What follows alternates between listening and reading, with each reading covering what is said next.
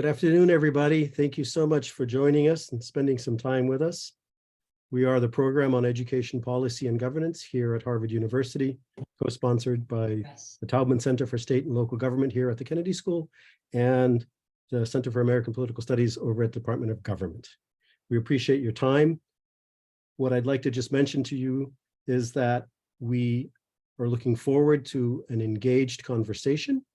We have two features for you to do that. One, of course, is the chat function where folks who are participating in the audience can speak amongst themselves. But we do very much hope that you will use the other function, which is the Q&A function, to ask questions to our co-organizer and our speaker today. Please remember that questions always end with a question mark. The proceedings also for your friends and colleagues who are not able to spend the time with us right now are being recorded and will be available online on the program's website within a couple of days. So without further ado, I would like to introduce the program director, Professor Paul Peterson, Henry Lee Shattuck Professor of Government. Paul? Thank you, Antonio. I appreciate the introduction of the conference on your part. Antonio Wentland is the Associate Director of the Program on Education Policy and Governance.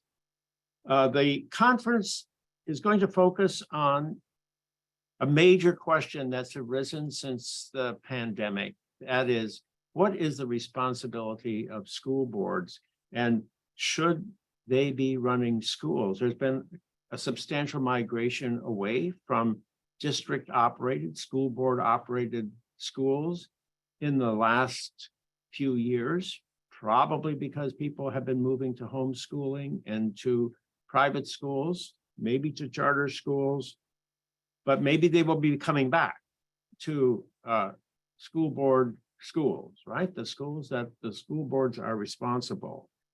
So that is the question that has been discussed in the media, discussed by many parent groups, discussed by many leaders across the country. And the question is, has anybody really done serious research on this question? Has anybody addressed this in a serious, responsible way?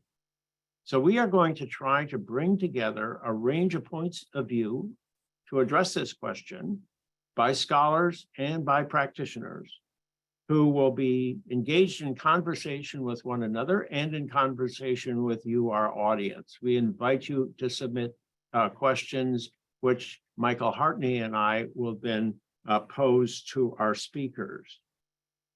Now, Michael Hartney is the co-moderator with me today and throughout the conference. Michael is a Hoover Fellow at the Hoover Institution at Stanford University, and he is a professor of political science at Boston College. And he has given considerable attention to governance in education and the role of school boards and the role of teacher organizations.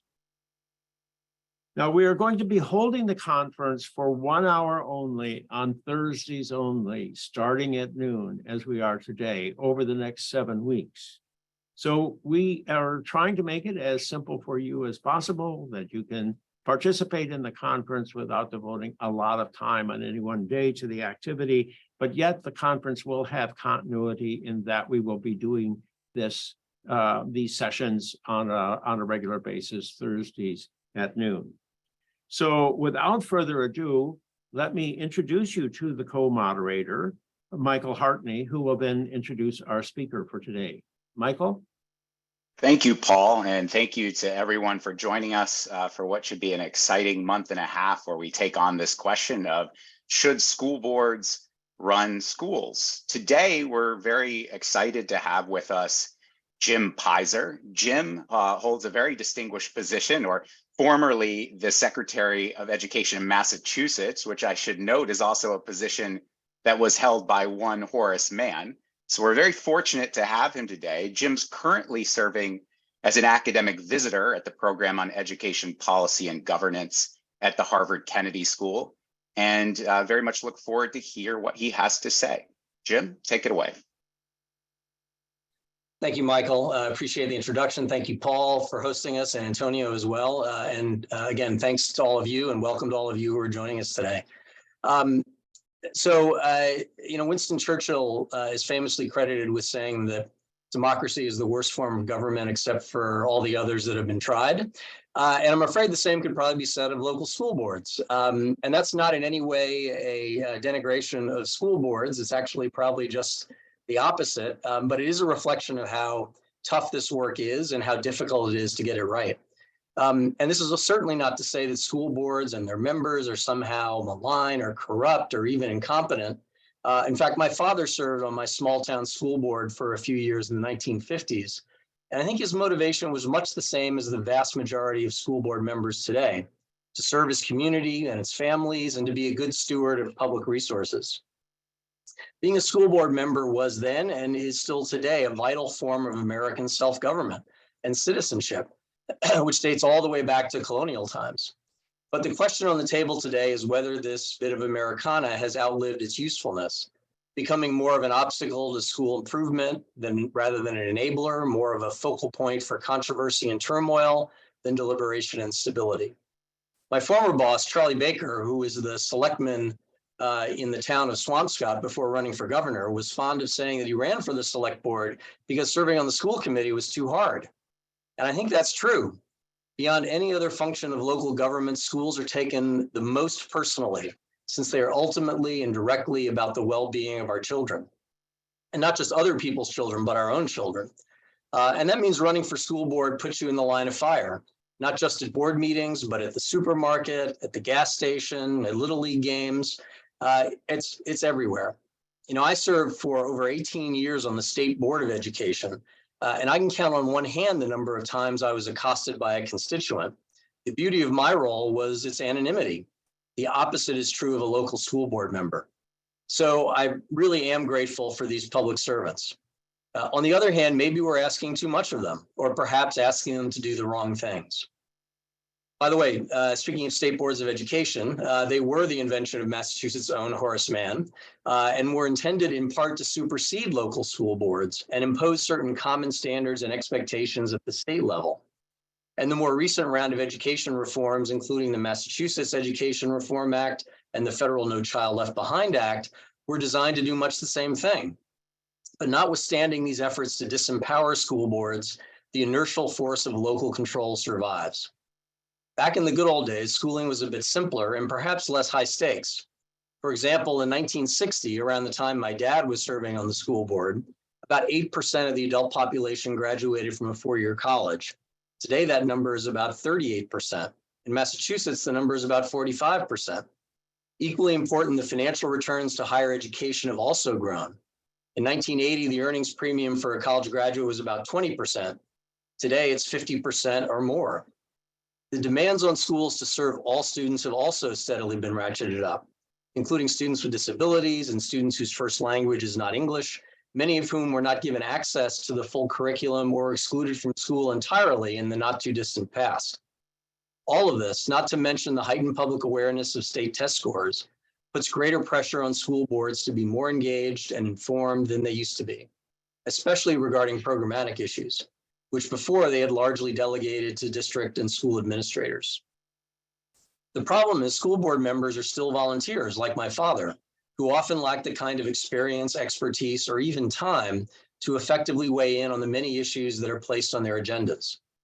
The other side of this coin is that organized interests, especially teachers' unions, which barely existed until the late 1960s, are often able to exert disproportionate influence over school board members, including the impact they can have on local elections, where turnout is typically quite low, often by design.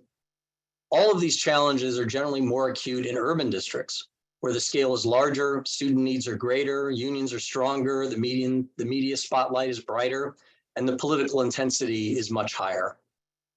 The recent COVID experience, along with the broader social and political zeitgeist, have thrown gasoline on this fire, often turning school board meetings into opportunities for organized factions on the left and the right to vent their grievances and frustrations. This is a long-winded preface to what I think the basic policy issue is. First, school boards really have four core functions.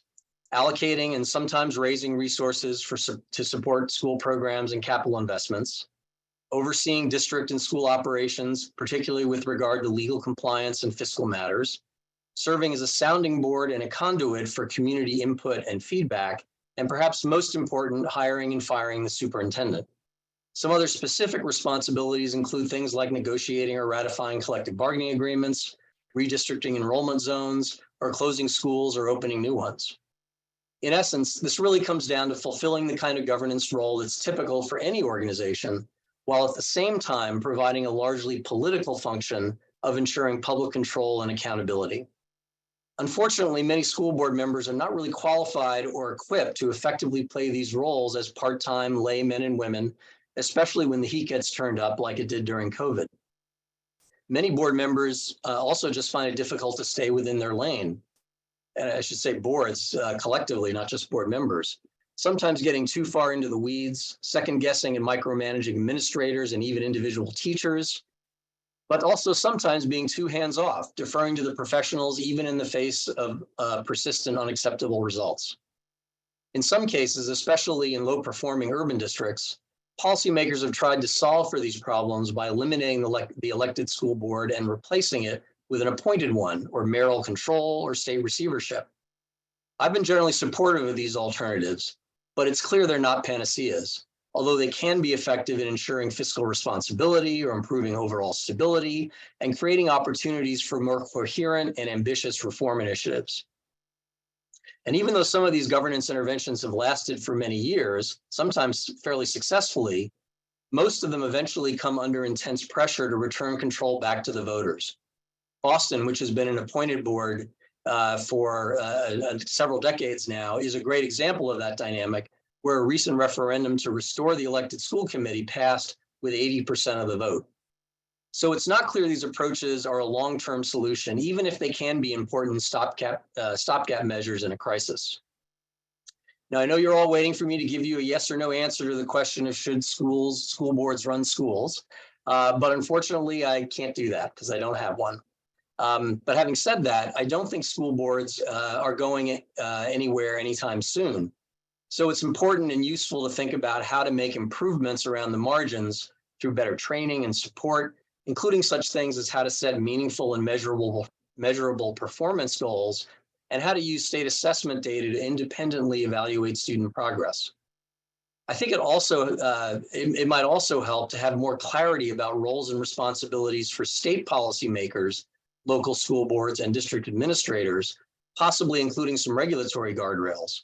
For example, in Massachusetts, local school committees are prohibited from making any hiring or firing decisions other than the superintendent, and in other cases, the CFO. In that context, I think we need to have a more robust conversation and hopefully consensus about what the role of a local school board really is. Here's my attempt to spell it out.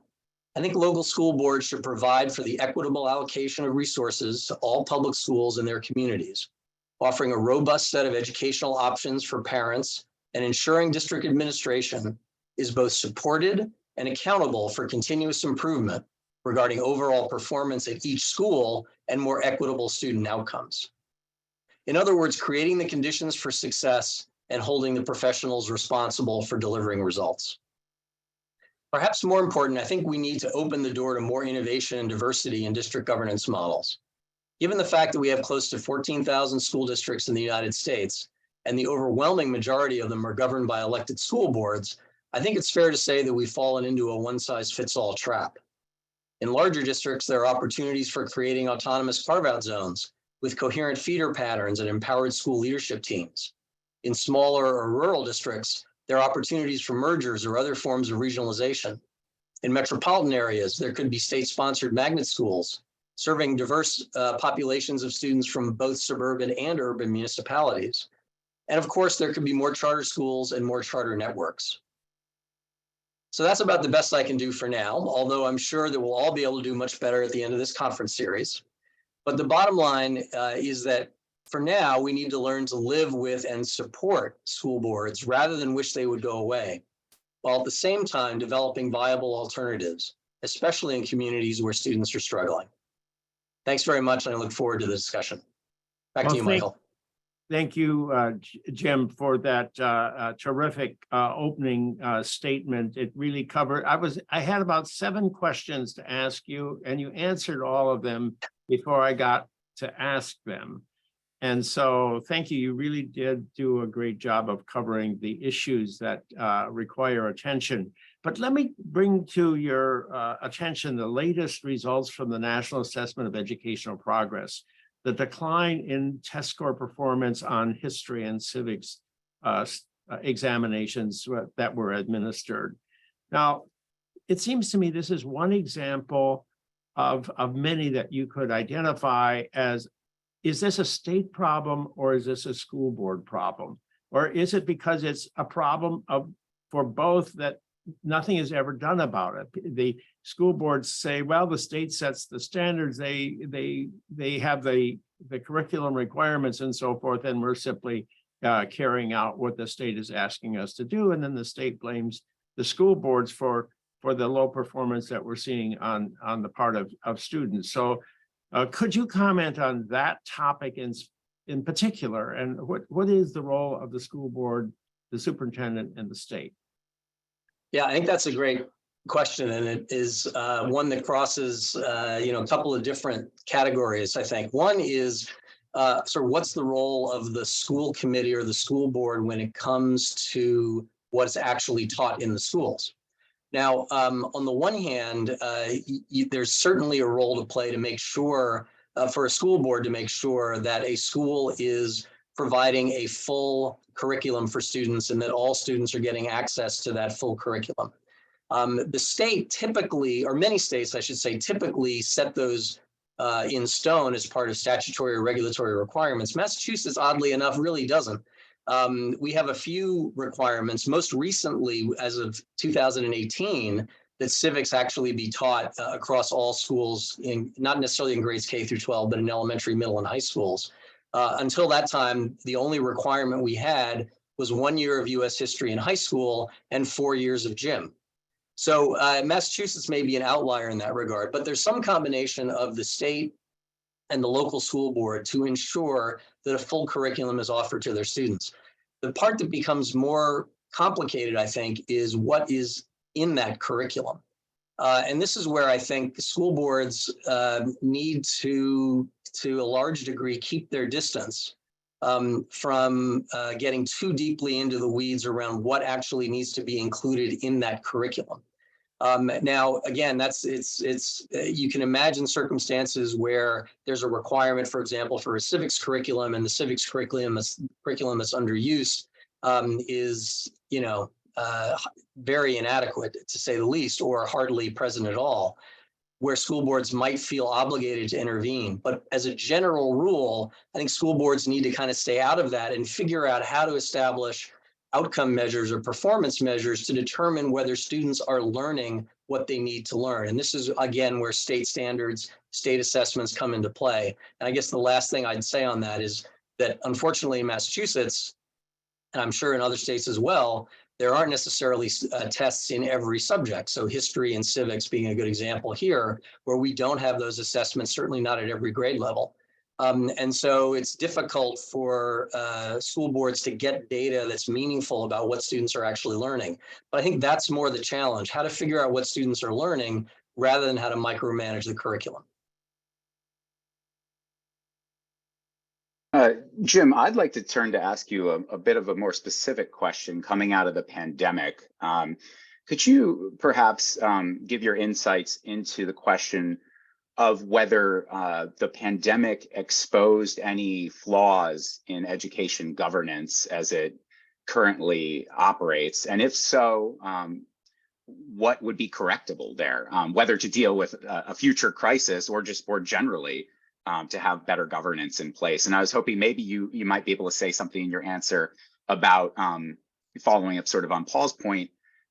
Should boards or superintendents have primarily made the decision about when and how to reopen schools during that crisis?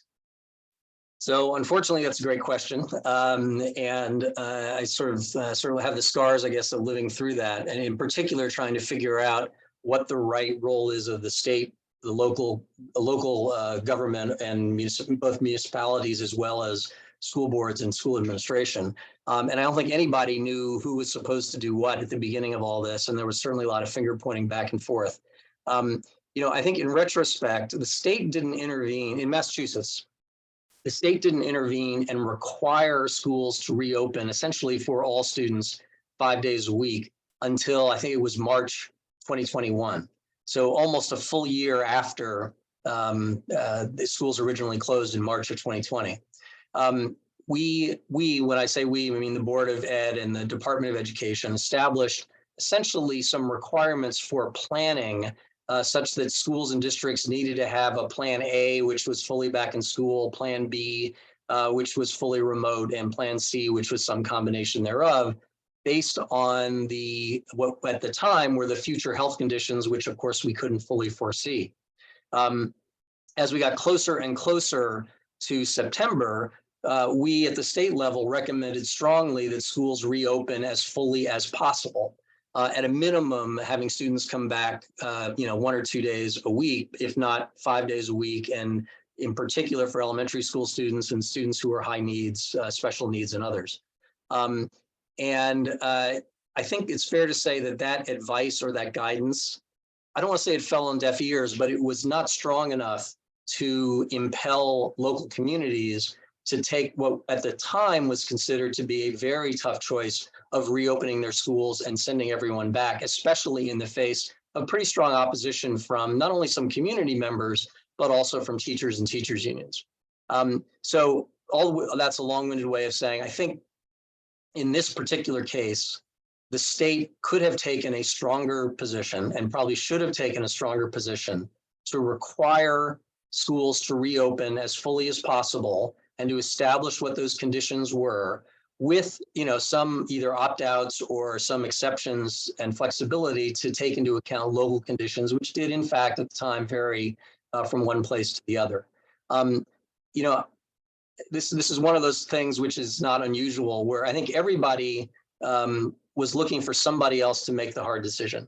And I think it's very difficult in a school community, especially in a context of a crisis like this that is really much broader than an individual municipality, to put the onus on that local group to make that decision. Some of that is for technical reasons, having to do with health guidance and, with public health and things that are beyond the expertise, both of the school committee or the school board and of the municipality.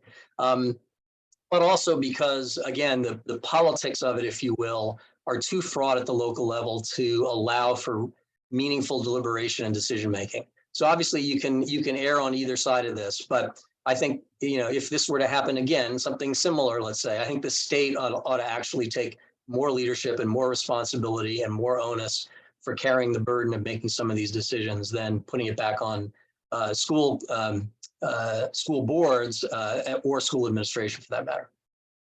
So, Jim, we're getting a lot of questions from our audience today, our sizable audience. So let me ask the first one that came in from Todd Collins. He says that the problem is school boards don't focus on student achievement. They hardly talk about it at their meetings. They talk about, other issues and whether to build things or whatever, but they don't really focus in on actually how can we make our schools a more effective institution so that kids are doing what is the very purpose of education, learning. So how is that that sort of gets to the point. Should school boards run schools if they're not really focusing on student achievement? So I totally agree with that critique. And part of it is not that they don't care about what's going on in schools. It's just I think they go about it in the wrong way. And getting back to this point about student achievement or student outcomes, there are really very few school districts, I think, that take that seriously. I can just give you one example. So in Massachusetts, there's the state school board association or school committee association of school committees has as one of its sort of policy agenda items the use of state assessment data solely for diagnostic purposes for educators. And the thing they don't sort of embrace is the idea that this data is important for school committee members and for school committees as a means of determining whether or not their own schools are providing the kind of services and producing the kind of student outcomes that their communities need and deserve. Which sort of gets to this point that I think, on the one hand, school committees and school boards should be focused on some of the issues that are non-educational, just because these are business operations, at the end of the day, and you got to keep the lights on, you got to pass a budget, and you got to deal with school building issues, and there's a bunch of, and the bus contract, and like there are a bunch of things that you just have to do operationally and that the board has to be part of. But that can't be to the exclusion of issues related to education, but in particular around educational outcomes. So again, this gets back to what we were talking about earlier around curriculum.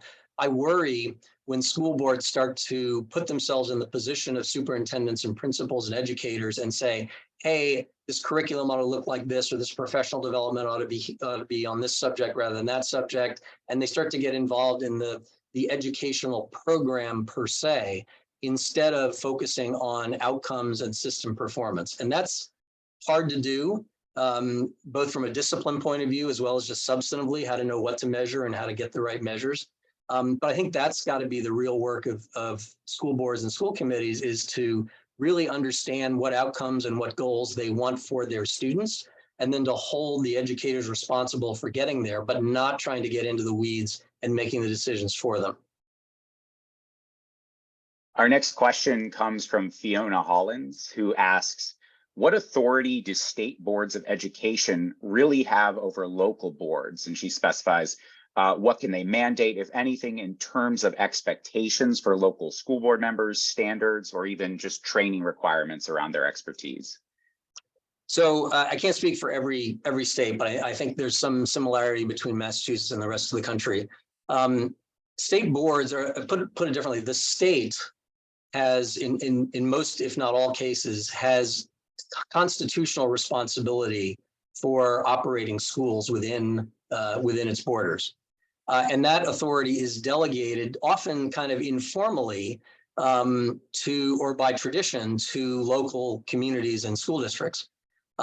So what that means is that state boards of education, certainly state legislatures, but often state boards themselves have a lot of authority, even if it's authority they don't fully exercise or that isn't fully articulated within regulation.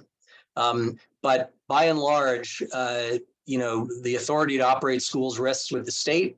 It's delegated to the communities, and the state can take that authority back kind of whenever it wants. It's obviously a be careful what you wish for situation. I don't think states want to run schools. But by the same token, they have an obligation under their constitutions and otherwise, in part because of the funding that they provide as well, to make sure that those dollars are well spent and those schools are producing reasonable outcomes for all students. So again, bottom line, states have a lot of authority. They tend not to use it, except a great deal of it anyway, except in exceptions like when a district goes into fiscal or educational receivership.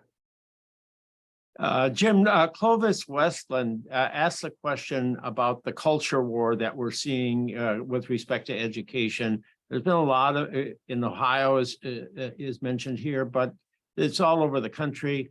There's a lot of groups that press the schools to teach a particular way of thinking about history or race relations or the relationships between sexes and when sex education should begin. And just these curricular issues have, since COVID, probably more than ever before, have really come to the fore. And isn't this exactly the kind of a question the school board needs to decide, but aren't they becoming too beholden to small groups of people and not sort of thinking about the welfare of the community as a whole? Yeah, these are obviously really challenging times to be a school board member, because the conversations aren't necessarily what they signed up for, and they're getting caught in the middle, kind of regardless of where they stand or don't stand on these issues. It's hard to just survive in a lot of ways in the seat when you're being sort of attacked, or when the schools are being attacked by one side or the other. And although, again, as I indicated earlier, I would love for school committees, school boards to be able to kind of stay out of some of this, for lack of a better word, curricular issues. I think there are some policy questions that do emerge that school boards actually have to ultimately decide. And it's not easy. And as I said during my remarks, when you're at a state board level, you aren't sort of encountering people who have very strong opinions and very deep interests on a day-to-day basis outside of sort of a more structured meeting context. If you're in a local community, you're seeing these people on the street, and these are your neighbors and friends, and it's a much more awkward and difficult personal situation to navigate. All that being said, again, I think school boards ultimately do have to make some decisions related to policies, both around the operations of their schools as well as sort of the parameters of the curriculum. I would, urge school boards to be as judicious as possible in exercising that authority, but sometimes it's unavoidable, politically or otherwise, to stand on the sidelines or to simply delegate to the superintendent. I do think the first line of defense, if that's the right word, the first line of interaction with parents really should be with the educators, with the superintendent, the principals, others in the district, in order to try to deal with those kinds of issues and mediate those kinds of differences among the community, in particular among parents, who are the ones who are the primary constituency here. But when that fails, or when it proves to be inadequate for whatever reason, I do think school boards need to, unfortunately for them, get involved and make some choices.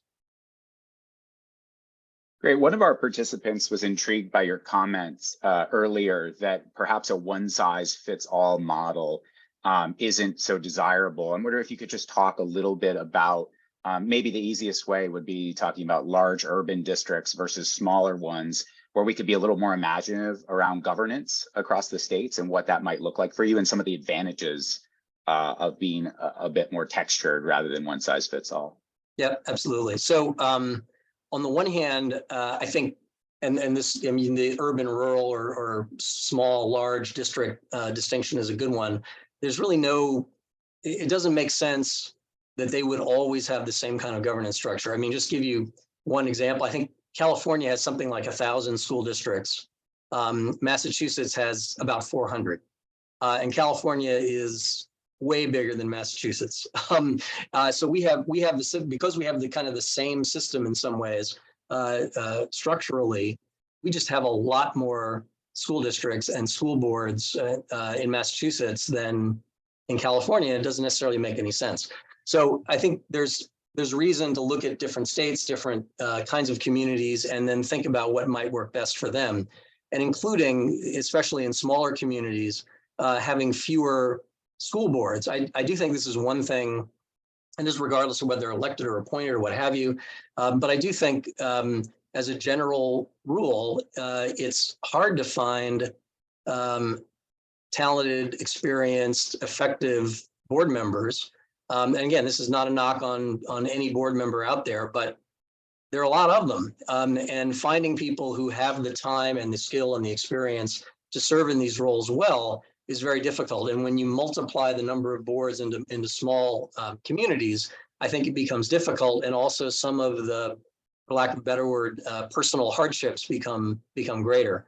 But in larger districts, I think my first observation would be, forget the governance part of it, but just the central administration of it becomes very difficult, almost inevitably becomes heavily bureaucratic, and finds it very hard to provide the kinds of options and choices that parents need to have, given the breadth of different circumstances that exist within those urban areas.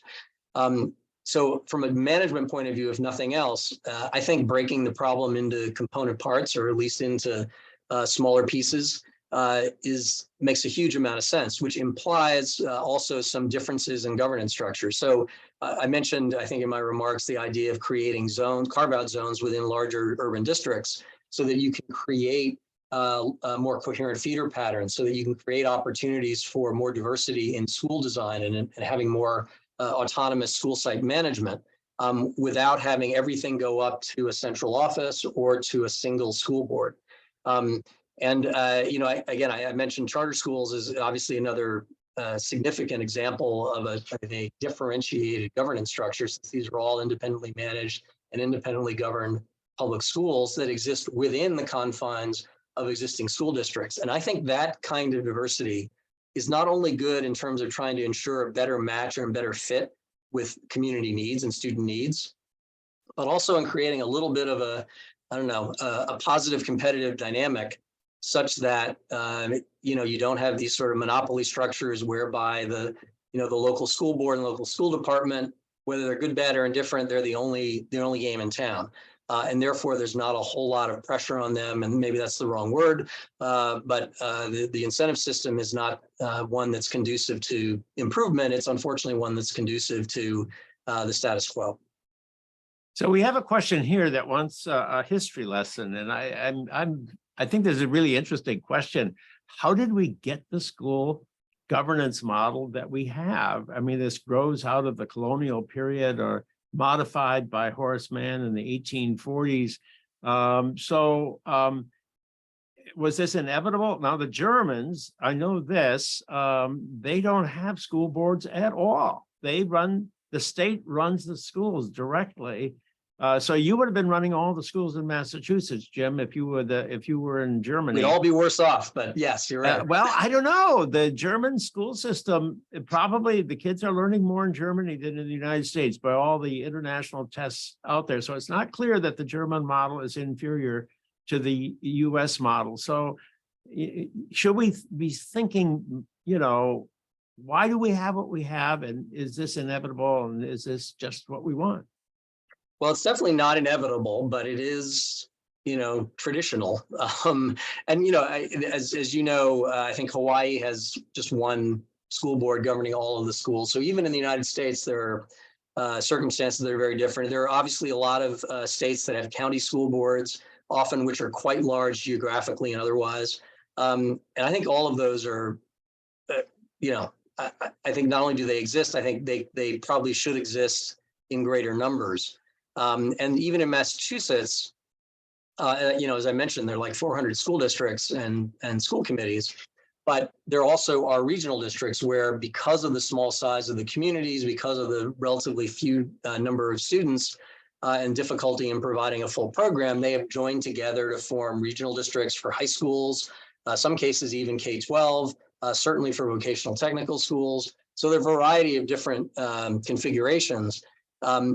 It certainly would make sense to be more intentional and strategic about it, rather than have these things sort of emerge organically and incrementally over time. Realistically, I don't kind of see that happening anytime soon in most places. As I said, not only did Horace Mann try to, in some ways, subvert the authority of local control, but the Ed Reform Acts of the last 30 years have similarly done so, and they've kind of created some parameters which, in theory, limit the scope of authority for local school boards. I don't think they've done, although I know that folks at the local level feel exactly the opposite of this, but I don't think they've actually been a huge constraint on local school boards and their governing authority. But nonetheless, all that's just a long-winded way of saying I'd like to think we could be more strategic, more thoughtful about how we organize our school districts and our school governance systems. I just think the politics of that and moving against those inertial forces is kind of overwhelming, which is to say, I think these things are going to happen more incrementally over time, and with taking advantage of opportunities when they present themselves. We have a couple of questions that are hinting at a similar theme, and the question boils down to democracy. So one of our participants asked, is there any principled reason to defend a governance model of elected school boards? Well, we have another commenter in the chat saying that, this past election cycle, we had governors for the first time staking out endorsements of school board candidates and drawing bright lines for voters. So could you say something about the utility aside from sort of how schools are performing, but is there any benefit in and of itself to have elected board-based governance for democracy's sake? Well, so just to pause on this for a second. So Boston, as I mentioned, has had an appointed school board, a mayoral appointed school board for a number of years. There was a referendum a couple of years ago that was put on the ballot, technically non-binding, but intended to push both the mayor and the city council and then ultimately the state legislature to return to an elected school board. And if you listen to that debate, and again, 80% of the voters supported it, the argument was not around better schools. It was very much around voting rights. I mean, I just pulled up a couple of quotes here from some of the leading advocates. One is having an elected school committee is fundamentally a voting rights issue and a civil rights issue. Another one, changing to an elected school committee is an opportunity to lead with the people's voice. So, you know, all of this is to say that, at least in this case, but I think in others, the question about whether to elect a school board tends to be more about how the adults deal with themselves in a community, in a self-governing environment, than, you know, whether the students are getting a good or a better education. And that's kind of discouraging because it leads to, I think, a focus on issues that have much less to do with student outcomes and more to do with other topics that are in the air. And obviously, you know, the kind of culture wars that we're seeing right now and the growing partisanship of school committees and school boards and school board elections is, I think, a reflection of that. You know, originally, or one of the reasons why school board elections happen when they do, which is frequently an off-year cycle, sometimes not even in the regular time period. Like we just, in my community, we just had our school board election. It was in April of a non-election year, is to try to tamp down some of the partisan, you know, heat that would otherwise be generated by elections like this. But it's becoming increasingly hard to do given the current zeitgeist.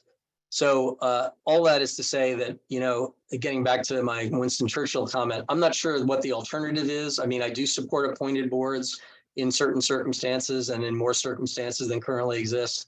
That only gets you so far. I would like to think that we could go back to the halcyon days of my father when, you know, running for school board was more like a civic obligation rather than a political cause. But the well's been poisoned quite a bit over the last few years. I'm hopeful we can, you know, get over this particular hump, but it's going to be challenging.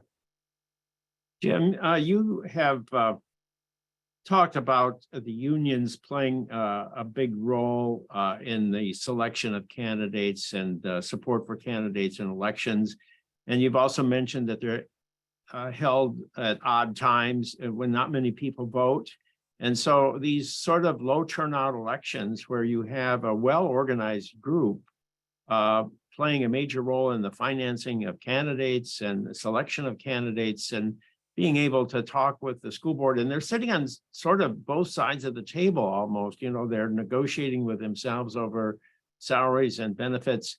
Has the way things have evolved in this complicated system you've been describing here given special interests vastly more power than was ever envisioned by those who created school boards in the first place? Yeah, I think it's a fact. And this, it's not surprising. Even if you take money out of the equation, the fact that teachers and educators broadly who either live in the community or not, because they obviously are organized in a way that can mobilize both themselves and other constituencies, even if they're not living in the same community, there's no sort of counterbalance, if you will, to that. There's no, you know, other than maybe sometimes taxpayer organizations, which, you know, in some ways, I don't want to say they aren't really focused on education issues per se, but they tend to be more focused on fiscal questions related to schools than what goes on in schools. That there really is no counterbalancing weight to those folks who are actually working in the system and doing it full time. And to your point about being on both sides of the table, that obviously has implications when you actually are negotiating around a table on a collective bargaining agreement. So yes, I think it's problematic. I don't think, unfortunately, it would really be solved by having a lot higher turnout.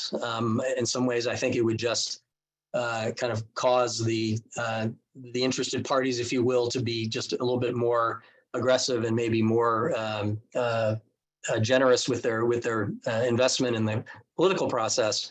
But nonetheless, it is a problem in elections, in particular around school boards where teachers unions are so fully activated.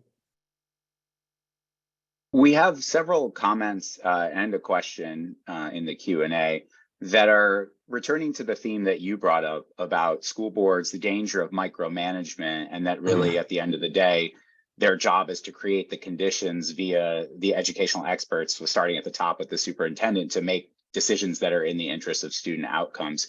That would seem to imply that the decision of appointing a superintendent is really important. I wonder if you could say something about the challenge that exists when, to your point, these school board members are being elected in staggered terms at odd times of the year, that you're going to get any coherence in the same way that we might say when a new athletic director at a university comes in, it's very common for them to fire the football coach and start over so their people are in place and they're ultimately accountable. How can superintendent selection be improved if that's really key here? Yeah, well, I think there are 2 points here. One is around the point around continuity. It's a problem.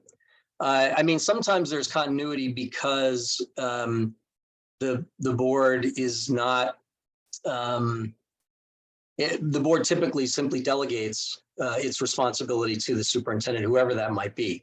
And so that, creates certain continuity, if you will, of its own. But in terms of situations which, of which there are many, where board members are coming in and out, and you've got sort of different priorities. And when you take a snapshot in time of hiring a superintendent, you may have people involved or sitting around the table making that decision who have different values or interests than, the group that's there 3 years later. So it's difficult. I do think this gets back to, and this may be, I don't want to say naive, but hopeful, that if school boards were more focused around the sort of long-term measures of system and performance and student achievement, those things really shouldn't change very much over time. The how you get from point A to point B obviously does. But if they maintain sort of that North Star around what their objective is, I think it's easier for them to go through that process in a way that's a little bit more consistent over time. But the other issue is less about the hiring of superintendents than about the turnover of superintendents. This is where I think, some of the survey research that I've seen on this suggests that the most significant reason for turnover, let's call it involuntary turnover, when, a superintendent is either forced to leave or wants to leave, it's because of the breakdown in the relationship with the board, or a dysfunctional board, or a board that's, micromanaging them. The governance management relationship is one of the things that is the key driver around superintendent turnover. And this is especially true in urban communities where, the statistic seems to be the average turnover rate, or the average tenure is less than 3 years. So it makes a big deal. And sometimes that churning on the board makes it worse. So one possibility is to move to a charter school model, and that every school be a tub on its own bottom, and maybe you have a coordinating agency that makes funds available to the different charter schools, but let them compete with one another for students to provide different kinds of educational experiences, and let parents choose among them. But we have a question here from a member of our audience who says, can you clarify what you mean by giving parents choices? Wouldn't that impact equitable offerings to students from all income backgrounds? And wouldn't that leave some students behind? So how would you balance those two considerations? Yeah. So first, just a quick response on the charter side.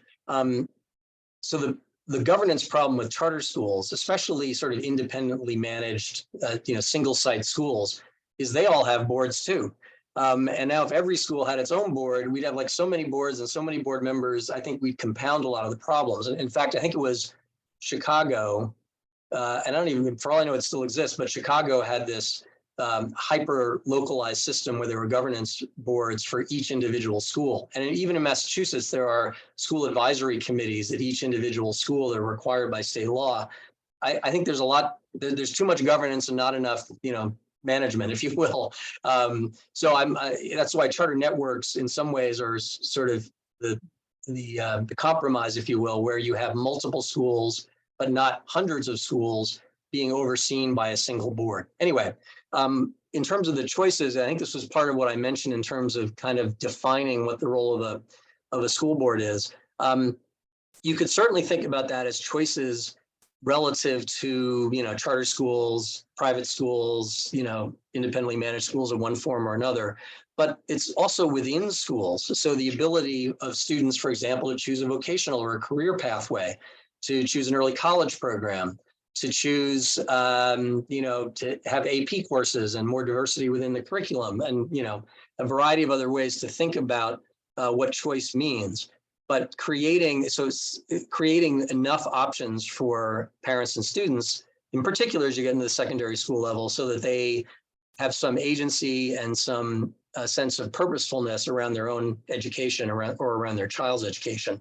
I don't think that creates inequality at all. Obviously, everything can be managed badly to create sort of inequitable results. I think providing all parents and all students with as much choice as possible, and obviously within practical limits, is a good thing for everybody. Rachel Pereira asks, if we take, as you said, that school boards aren't going to be going away anytime soon, other than maybe some experimentation with different governance models in large districts, what specific kinds of reforms do you think would help those boards govern more effectively?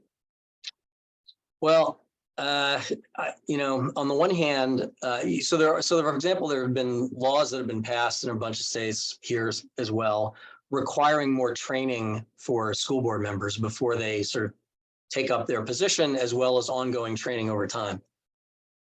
To be honest with you, I'm not sure that has a whole lot of value other than letting them know what the sort of legal constraints are, and understanding the ethics rules, the open meeting laws. All that's, obviously important for them to know, but in terms of making them better board members and more effective governance system, I'm kind of doubtful of that. Which is not to say there's not plenty of room for training and professional development that really could help improve the operation of boards as a whole, as well as individual members. But unless the boards themselves sort of voluntarily sort of opt into that and sort of own responsibility for it, I think it doesn't have the desired effect. However, the one area where I think there would be useful work done from a professional development point of view, if you will, is really helping boards through the process of identifying performance goals and measures in order to make it possible for them to be more focused on outcomes and inputs. Again, the board needs to want to do it, but I think there's probably more demand for that kind of training. The other thing is, and this is not so much in the training domain as in the sort of public, discourse, is I think we need to really start talking more and more about school boards as being in the business of certainly supporting, but also holding their schools and school districts responsible for student outcomes and student success. And I think school board members would say, well, of course we all agree with that, but I don't think a lot of their actions, in particular around goal setting and methods of accountability, I don't think that really plays out, unfortunately, in practice. So again, I think that's to get people to understand that's really the role of the school board would help. And by the way, I was at a meeting just yesterday with a school board member in New York, actually, who was saying that part of the problem is confusion around what the responsibilities of the state are versus the local school board. So I think more clarity around that would also be very helpful. So school finance is closely connected, excuse me, closely connected to governance questions. Should school boards pay for their own operations, or should they be getting money from the state? What's the right balance between that? You know, if they raise the money themselves, they should be able to decide how it's being spent. But if the money's all coming from the state, why shouldn't the state just be running the schools? Isn't there sort of a disconnect between who's financing the schools and who's actually running the schools in many cases? Yeah, I mean, well, certainly in lower income districts, which tend to get a much larger share of their funding from state and federal resources, I think it's a legitimate question. By the same token, I don't think money is everything. So the fact that, all the money is coming from somewhere else doesn't mean that the local community doesn't have a clear stake and a clear responsibility for supporting and overseeing their schools. So I do think there is, in all circumstances, a strong argument for having folks who are closer to the ground having more responsibility for, this governance role, but up to a point. And that point is where the outcomes or the management is effective. So obviously, when there are fiscal crises, the state typically comes in and puts them into some kind of either fiscal oversight or outright receivership. But even now in sort of the post ed reform world, when educational outcomes are similarly persistently low or below expectations, I do think there is an obligation, especially in places where the state is paying for the vast majority of the schools, for the state to take a larger role. We have been asked actually 2 or 3 times, I think now, that you could probably do this one pretty quickly. What do you think of partisan school board elections? I guess the short answer is I'm not really in favor of them. They may be happening sort of informally, one way or the other.